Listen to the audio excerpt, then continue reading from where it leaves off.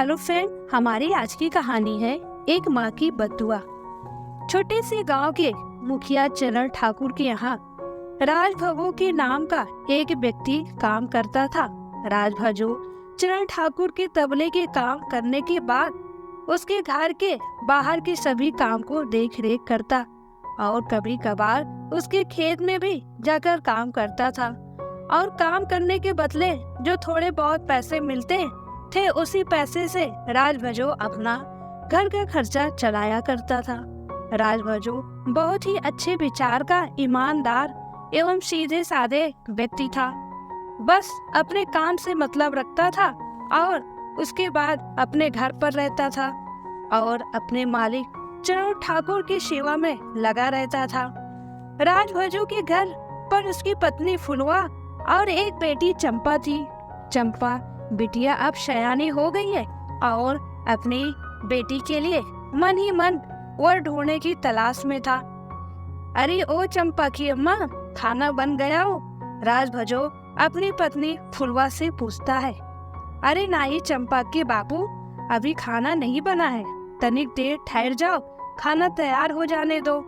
फुलवा जल्दी जल्दी चूल्हे में लकड़ी को फूंक मारती हुई कहती है। अच्छा तो ठीक है, तू आराम से खाना बना, तब तक हम मालिक के तलवे की सवारी करके आ रहे हैं। राजभजो अपनी पत्नी फुलवा से कहता है। अरे नहीं चंपा के बाबू, अभी जाने की कोनो जरूरत नहीं है, तू वहाँ जाकर बस काम में ही लग जाओगे। वहाँ जाने के बाद न तो तुमको खाने की फिक्र रहती है और न ही घर पर आने की फिक्र रहती है। दाल बन गया है, हम जल्दी जल्दी रोटियां सेक दे रहे हैं, तुम दाल रोटी खा लो, फिर मालिक के यहाँ चले जाना। फुलवा प्यार से राजभजो से कहती है। अच्छा ठीक है, खा लेंगे दाल रोटी। और चंपा घर में कहीं नहीं दिखाई दे रही, कहीं गई है क्या? राजभजो घर में इधर उधर देखते हुए पूछते हैं। हाँ, उसकी सहेली मुनिया ससुराल से अपने पति के साथ आ रही है तो उसी के स्वागत में गई है। अच्छा तो ये बात है? हाँ यही बात है। और तुम कहीं देखे कि नहीं अपनी बेटी खातिर कोनो अच्छा सा कमासुत लड़का? अभी नहीं, पर हमको भी पता है हमार बिटिया सयानी हो गई है, हमको भी चंपा की फिक्र है और जल्द ही उसके लिए अच्छा सा वर ढूंढ के उसका शादी कर देंगे। जब पता ही है तो काहे नहीं देखे, अब कितना और वक्त लगाएंगे ढूंढने में? फुलवा राजभवो से पूछती है। अरे फुलवा, लड़का के घर पर जाए के खातिर अपन हाथ में पैसा भी तो होए के चाहिए, हम बिना पैसा के ये सब कैसे करब? तू भी कभी समझ लिया कर, फिर आगे की बात बोलती रहना। हाँ यो बात ठीक है, लेकिन तू अपना मालिक मुखिया से पैसा मांग लो, फिर कुछ ज्यादा काम करके मुखिया के कर्ज जमा कर देना। फुलवा राजभजो को सलाह देते हुए कहती है। हाँ फुलवा ठीक है, हमारे दिमाग में तो यह बात आया ही नहीं, हम आज ही मालिक से बात करके उनसे कुछ पैसा मांग लेंगे। राजभजो खुश होता हुआ फुलवा से कहता है। राजभजो जल्दी जल्दी दाल रोटी खाकर अपने मालिक के यहाँ आकर तबेले की सफाई करके 2 गाय की दूध बाल्टी में धोकर मुखाइन को देते हुए कहता है। मलकिन, आज मालिक घर पे नहीं दिख रहे हैं, कहीं गए हैं क्या? अरे हाँ, अरे राजभजो तेरे मालिक घर पर ही थे, लेकिन अभी ही कुछ देर पहले उनके मोबाइल पर बड़का बेटा तरुण ठाकुर के ससुर जी का फोन आया और बिना बताए ही कहीं चले गए। वैसे आज तुम मालिक को काहे खोज रहे हो? कौने जरूरी बात करनी है? मुखाइन राजभजो से पूछती है। हाँ मलकिन, बहुत ही जरूरी बात करनी है हमको मालिक से, पर कोनो बात नहीं, जब मालिक आएंगे तो हम उनसे बात कर लेंगे। राजभजो मायूस होकर कहता है। अरे राजभजो, काहे उदास हो रहे हो? हमको बताओ, तुम अपनी समस्या हम भी दूर कर सकते हैं। नहीं मलकिन, आप रह दे, हम मालिक से ही बात कर लेंगे। अरे राजभजो, काहे संकोच करते हो, बताओ। मुखाइन फिर से राजभजो से पूछती है। क्या हुआ अम्मा, किसकी समस्या दूर करने में लगी हो? मुखिया के बड़े बेटे तारण ठाकुर अपनी माँ से पूछता है। अम्मा मुस्कुराती हुई, अरे बिटवा, अब राम भजो हमसे कुछ कहे तभी तो हम उसकी समस्या को दूर कर सकते हैं। अम्मा तुम रहने दो, हम ही राज भजो से बात कर लेते हैं। तुम घर के अंदर जाओ, तुम्हारी बड़की बहुरिया तुमको बुला रही है। हाँ राज भजो, अब बोलो कौन सी बात के बारे में अम्मा से बात कर रहे थे? तारण ठाकुर राज भजो से पूछता है। रहने दो बड़के मालिक, हम आपके पिताश्री से बतला लेंगे। राज भजो तारण ठाकुर को इनकार करते हुए कहता है, कहे राज भजो, हम मालिक नहीं क्या जो तुम अपनी समस्या हमको नहीं बता सकते हो? तारण ठाकुर राज भजो को अपनी बात में फुसलाता हुआ पूछता है, अरे नहीं नहीं बड़े मालिक, आप भी मालिक हो। हाँ तो हमको बताओ अपनी समस्या। बड़े मालिक, हमको कुछ पैसे उधार में चाहिए थे। हाँ पैसे उधार चाहिए, लेकिन क्यों? और क्या करिए पैसा का? तुम्हारे घर का खर्चा पानी तो आराम से चल ही जाता है, फिर क्या करिए और अधिक पैसा का?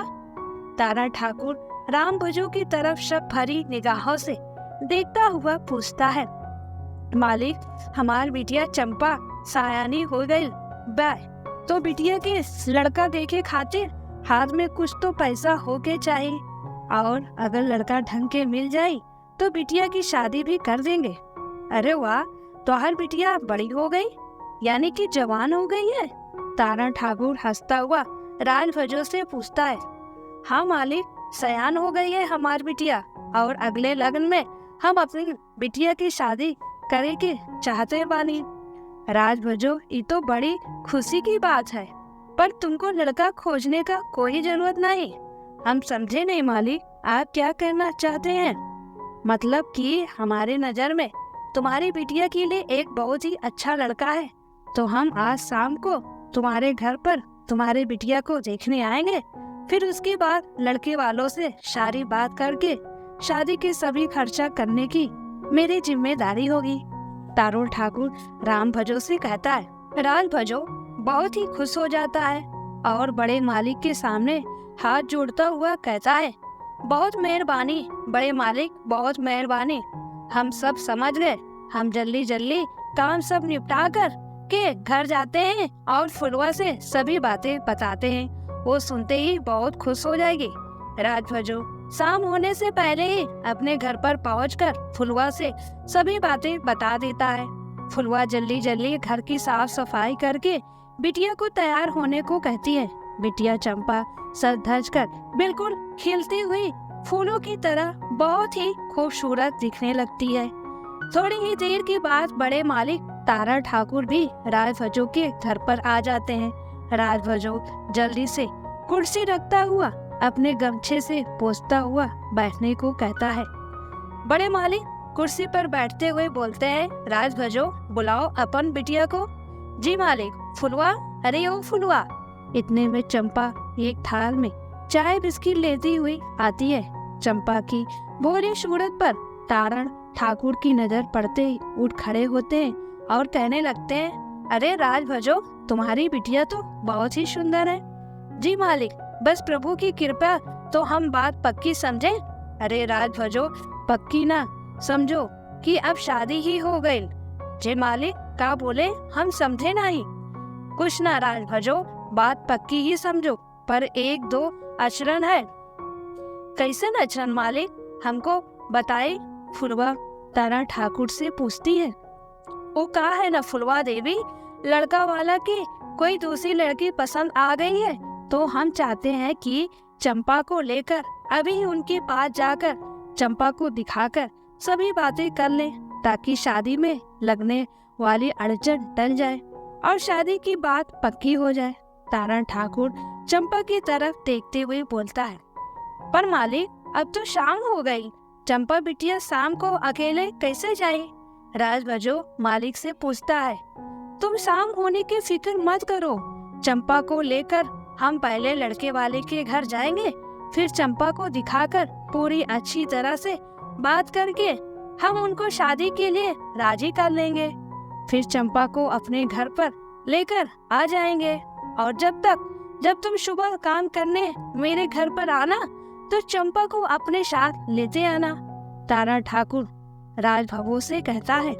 तारण ठाकुर की बात सुनते ही राजभजो मन में सोचने लगता है, कैसे बिटिया को जाने दो, इसके साथ वो भी अकेले। अरे क्या सोच रहे हो राजभजो, हम पर विश्वास करो, हम तुम्हें बिटिया के साथ कुछ गलत नहीं होने देंगे। समय बर्बाद हो रहा है, तुम हाँ कहो तो हम ले जाए। तारण ठाकुर राजभजो को विश्वास दिलाता हुआ कहता है, ठीक है मालिक, जैसा आप कहो। राजभजो डरते हुए अपनी बिटिया को ले जाने के लिए हामी भर देता है। तारण ठाकुर चंपा को अपने साथ गाड़ी में बिठाकर लेकर चले जाते हैं, पर वो लड़के वाले के घर नहीं जाते। तारण ठाकुर अपना दूसरा घर गेस्ट हाउस पर चंपा को ले जाते हैं। चंपा गाड़ी से उतरते ही देखती है यहाँ तो कोई नहीं है, और ठाकुर से पूछती है, ठाकुर यहाँ तो कोई नहीं दिख रहा है, आप हमें कहाँ पर लेकर आए हैं?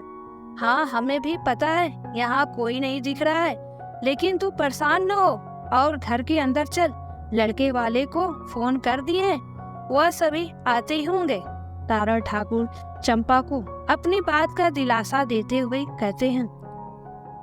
चंपा तारण ठाकुर की बातों के झांसे में आ जाती है और बिना सोचे समझे घर के अंदर चली जाती है। थोड़ी देर के बाद ठाकुर भी घर के अंदर प्रवेश करते ही घर का मेन दरवाजा बंद करते हुए चंपा के पास जाकर उसको अपनी बाहों में भरते हुए कहते हैं, जाने मन, हम तो कब से तुम्हारे लिए तड़प रहे थे, इस पल का बेसब्री से इंतजार कर रहे थे। आज तुमको अपनी बाहों में पाकर मैं बहुत ही ज्यादा खुश हूँ। ऐसा लग रहा है मेरी बाहों में मेरा जन्नत है। चंपा ठाकुर को खुद से दूर करती हुई कहती है, ठाकुर ये आप क्या कर रहे हो, और आपने घर का दरवाजा क्यों बंद किया है? क्यों भोली बन रही हो चंपा, क्यों दरवाजा बंद किया? ये बात तुम भी अच्छी तरह से जानती हो। अब और मुझे ना तड़पाओ और अपनी पहली जवानी का प्यार मुझ पर लुटा दे, मैं तुझे माला माल कर दूंगा। ठाकुर चंपा को चुम्बन लेते हुए कहता है। चंपा ठाकुर को अपने पास से दूर ढकेलती हुई कहती है, दूर हो जा दुष्ट भेड़िया, जंगली जानवर, बेहासी राक्षस, सोचा भी कैसे कि तू मुझे छू पाएगा? मेरे पास आने की कोशिश मत करो, वरना मैं चिल्ला चिल्ला कर सभी गांव वालों को यहाँ पर बुला लूंगी। तारण ठाकुर चंपा की एक भी बात नहीं सुनता है और फिर से चंपा के करीब आकर उसको अपनी बाहों में भरता हुआ कहता है, अब इतना भी न तड़पाओ चंपा रानी, जल्दी से मेरे पास आ, नहीं तो मुझे जबरदस्ती भी करना आता है।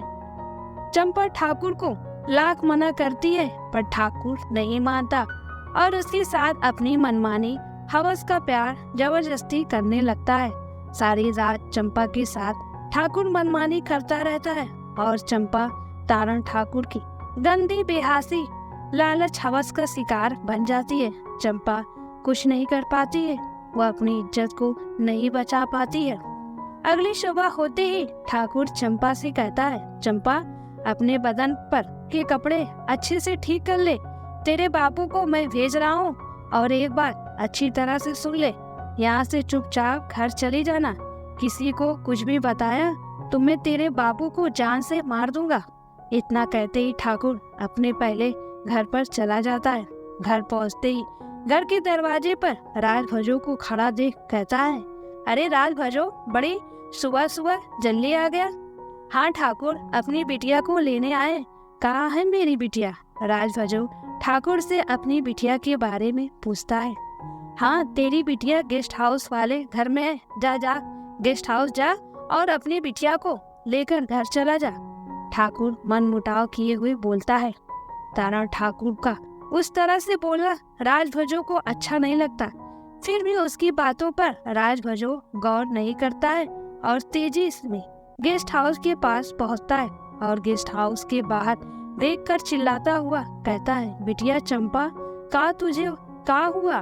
तू इस तरह नीचे जमीन पर क्यों अकेली पड़ी है, और तेरे शरीर से इतना सारा खून कैसे निकला पड़ा हुआ है? राजभजो की चिल्लाने की आवाज सड़क पर गांव वासी सुनते ही दौड़कर राजभजो के पास आते हैं और बिटिया चंपा की हालत देखकर सभी कहने लगते हैं, लगता है बिटिया चंपा के साथ बहुत ही कुछ गलत हुआ है, तभी तो इसने आत्महत्या कर ली है।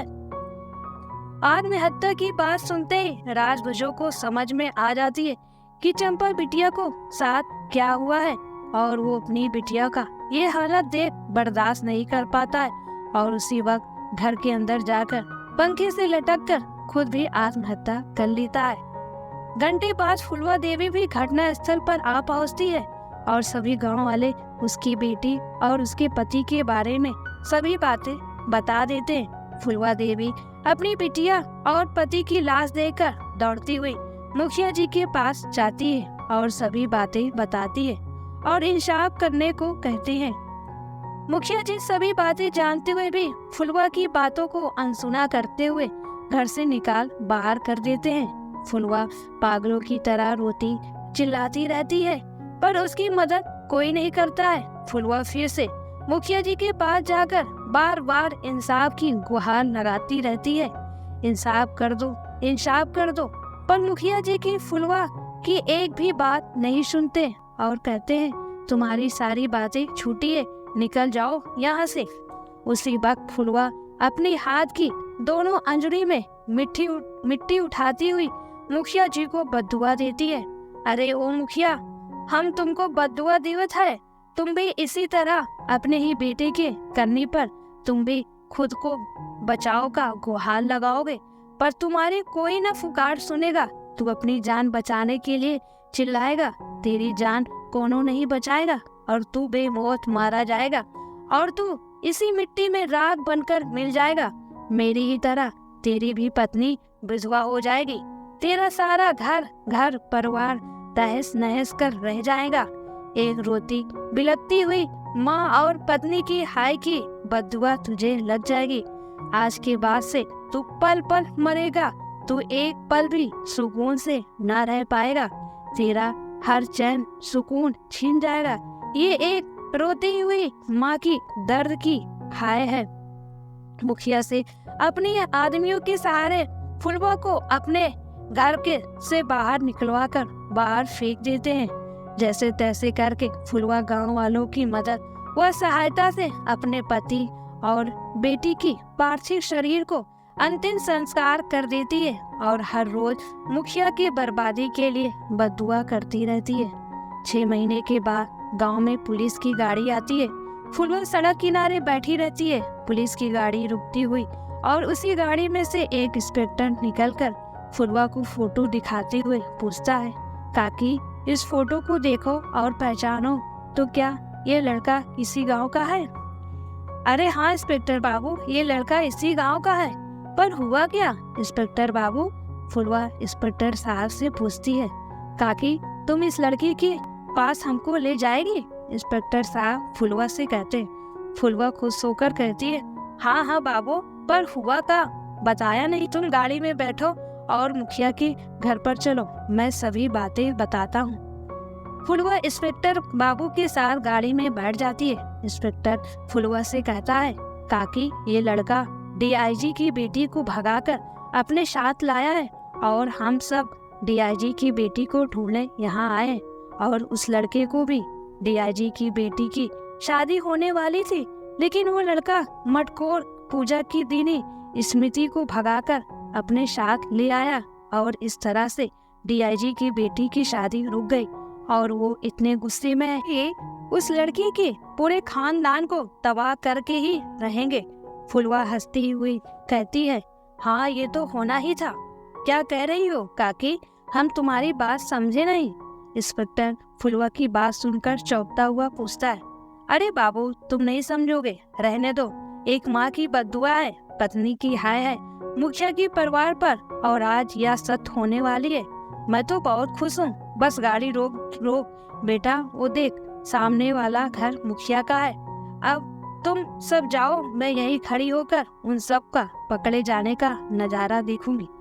इंस्पेक्टर मुखिया के घर पर जाकर दावा बोलता है और अपनी छानबीन जारी कर देता है, पर मुखिया का छोटा बेटा रत्नेश ठाकुर घर में कहीं नहीं मिलता है और न ही डीआईजी की बेटी स्मृति भी मिलती है। दोनों के न मिलने पर इंस्पेक्टर साहब मुखिया जी को पकड़कर गाड़ी में बिठाते हुए घर वालों से कहते हैं, ले जा रहा हूँ मुखिया जी को, अगर इनकी सलामती चाहते हो तुम सभी, तो जहाँ कहीं भी तुम्हारा बेटा रत्नेश और डीआईजी की बेटी स्मृति को छिपा कर रखे हो तो जल्द से जल्द पुलिस स्टेशन पे दोनों के लेकर आओ।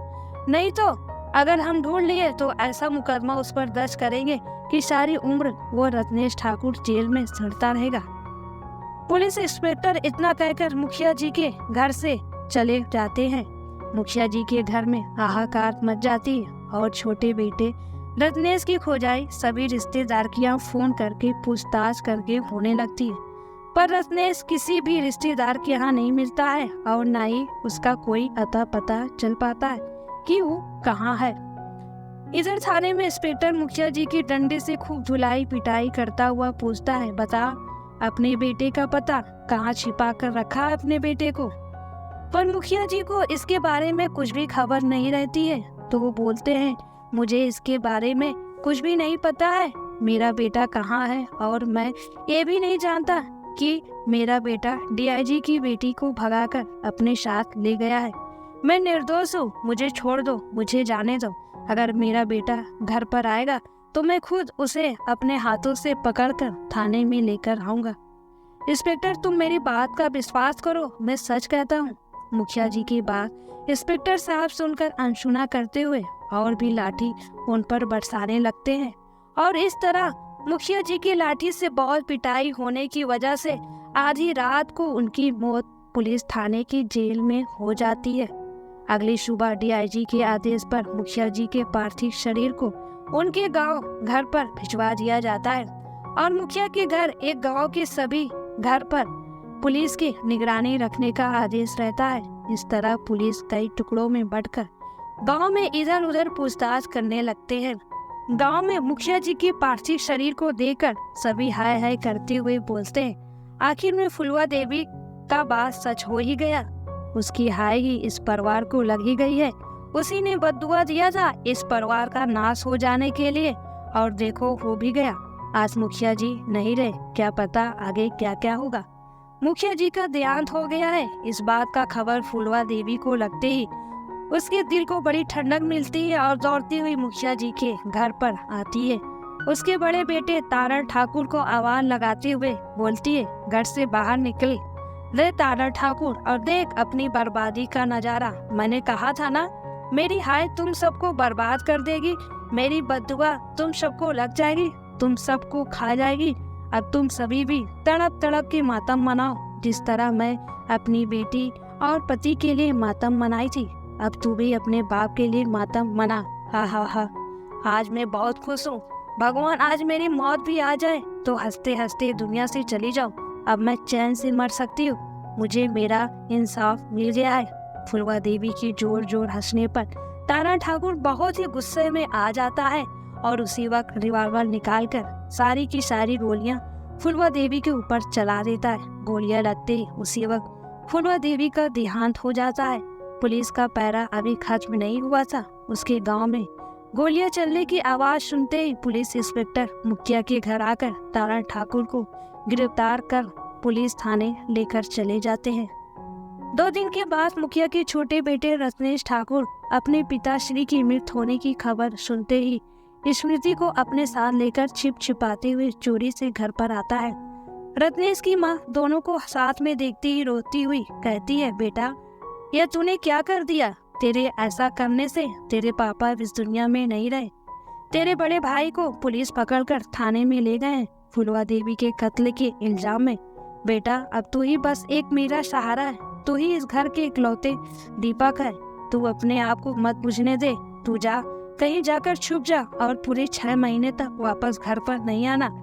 लेकिन माँ मैं स्मृति से प्यार करता हूँ और स्मृति भी मुझसे प्यार करती है, इसलिए हम दोनों ने निर्णय लिया है कि हम शादी करेंगे।